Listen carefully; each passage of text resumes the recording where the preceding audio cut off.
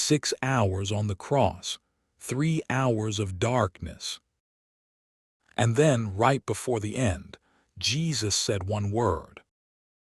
Most Bibles translate it as 3. It is finished.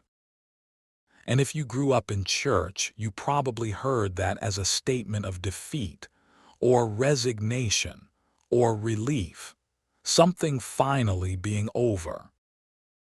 But the word Jesus actually used, the Greek word recorded in John chapter 19, verse 30, is a word that a first-century merchant would have stamped across a debt receipt to show the account was permanently closed. It is not a word for endings. It is a word for payment. And the difference between those two things is the entire argument of the New Testament. The word is Tetelestai. It appears only in John 19, and it appears twice. Verse 28, Jesus, knowing that all things were now accomplished, Tetelestai, said, I thirst. Verse 30, he received the wine, said Tetelestai, and gave up his spirit. Matthew records different last words, so does Luke. John is the only gospel writer who preserves this word. And he places it at the center of his crucifixion account, not once but twice, bracketing the final moments. That is not accidental. If you believe the gospel writers were careful, and the textual evidence strongly suggests they were, then the choice of this specific word, repeated at this specific moment, is deliberate. John did not write that Jesus sighed, or cried out in pain, or said something vague about completion. He recorded a technical term, one that his readers would have recognized immediately, one that carried a precise legal and commercial meaning in the world they lived in. This is worth stopping for. Tetelestai is the perfect passive indicative of a Greek verb, teleo. Teleo does not mean to stop. It comes from the Greek word telos, which means goal, purpose, end point, the finish line of a race, the final note of a piece of music, the exact result a process was designed to produce. Teleo means to bring something to its intended completion, not to terminate it, to fulfill it. So when Jesus says Tetelestai, he is not announcing that something is over. He is announcing that something has arrived at exactly the destination it was always aimed at. Now the tense matters enormously here. Tetelestai is the Greek perfect tense. In English, it is finished sounds like, right now this thing is done. But the Greek perfect tense describes a completed action whose results continue to be in effect. The full force is closer to, it has been finished, and it remains finished. Past action, permanent result. The debt was paid. It stays paid, not conditionally, not temporarily. The Greek grammar rules out the possibility of it needing to be paid again. Here is where the archaeology becomes important. In 1898, papyrus documents were excavated at Oxyrhynchus, Egypt, a site that preserved thousands of ordinary Greek documents from the 1st through 4th centuries. Tax receipts, business contracts, private letters, debt records. Among them, debt certificates with the word Tetelestai written across them. Not in a religious context, in a commercial one. When a debt was paid in the ancient Greek-speaking world, The creditor would take the original document of obligation, the written record of what was owed, and stamp it with Tetelestai, paid in full. The stamped document became proof. Under Roman law and Greek commercial practice, a debt bearing that stamp could not be collected again. No court would hear the case. The word was not metaphorical, it was legal. Jesus did not grow up speaking Greek as his first language. He spoke Aramaic. The Gospels preserve his Aramaic words directly: Eloi, Eloi, lama sabachthani, Talitha cumi.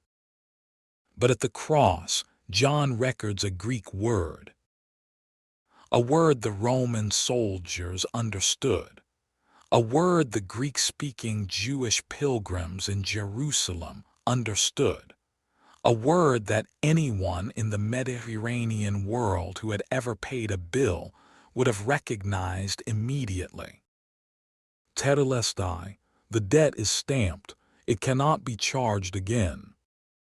The obvious question is, what debt?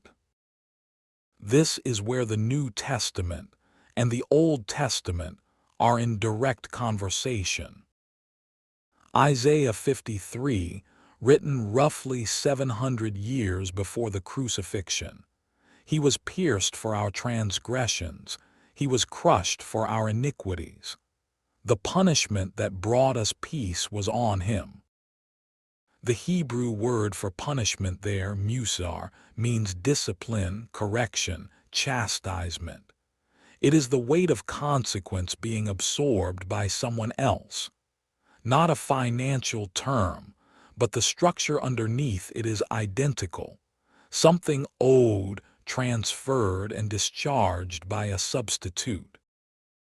The concept of moral debt, of human failure requiring something to be paid, runs through the entire Levitical system. The sacrifices were repeated, year after year, as a standing acknowledgement that the account was not yet closed. The writer of Hebrews says this directly: it is impossible for the blood of bulls and goats to take away sins. The annual sacrifices were a placeholder, an IU, a document saying, the debt is real and something will eventually have to cover it. Tetelestai is the moment the IOU is canceled. Jesus dies at approximately 3 in the afternoon. That is the hour the Passover lambs were being slaughtered in the temple, less than half a mile away. The lamb that had been covering Israel's debt symbolically for 400 years dies at the same hour the one it was pointing toward says, paid. Here is what the commercial meaning of Tetelestai actually protects. A debt that has been stamped paid cannot be presented again. This is not a loophole. It is not a technicality. It is the structural logic of why the word was chosen. If the payment was partial, if something more were still required, you would not use Tetelestai. There are Greek words for installments, for partial settlement, for ongoing obligation. Tetelestai is the word for the account that is closed, permanently, legally, finally. The theological implication is enormous. Paul writes in Colossians 2:14 that God canceled the charge of our legal indebtedness, which stood against us and condemned us, nailing it to the cross. The Greek word Paul uses for that document is cheirographon, literally a handwritten record of debt, a certificate of obligation, the kind of document that, when paid, would be stamped. Paul says God took that document and nailed it to the cross, not filed it, not disputed it, nailed it publicly, permanently, in the most visible place in Jerusalem. Tetelestai. There is a reason Paul can write in Romans 8. There is therefore now no condemnation for those who are in Christ Jesus. Not less condemnation. Not condemnation in process of being removed. No condemnation.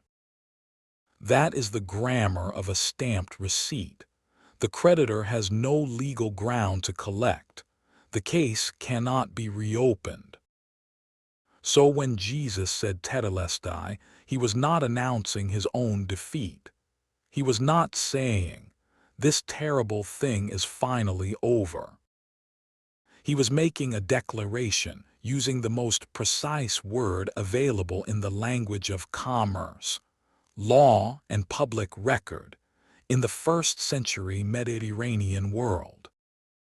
A word that meant what was owed has been paid, what was required has been fulfilled, the account is stamped, the document is closed.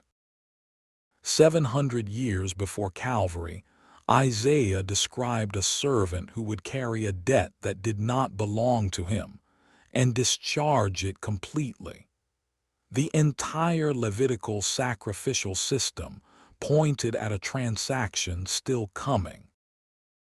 And at 3 in the afternoon on a Friday, during Passover, Jesus used a word that every creditor, debtor, merchant, and soldier in the ancient Greek-speaking world would have understood in an instant. Paid.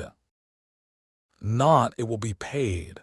Not it can be paid if you meet the conditions. The perfect tense does not allow for that reading.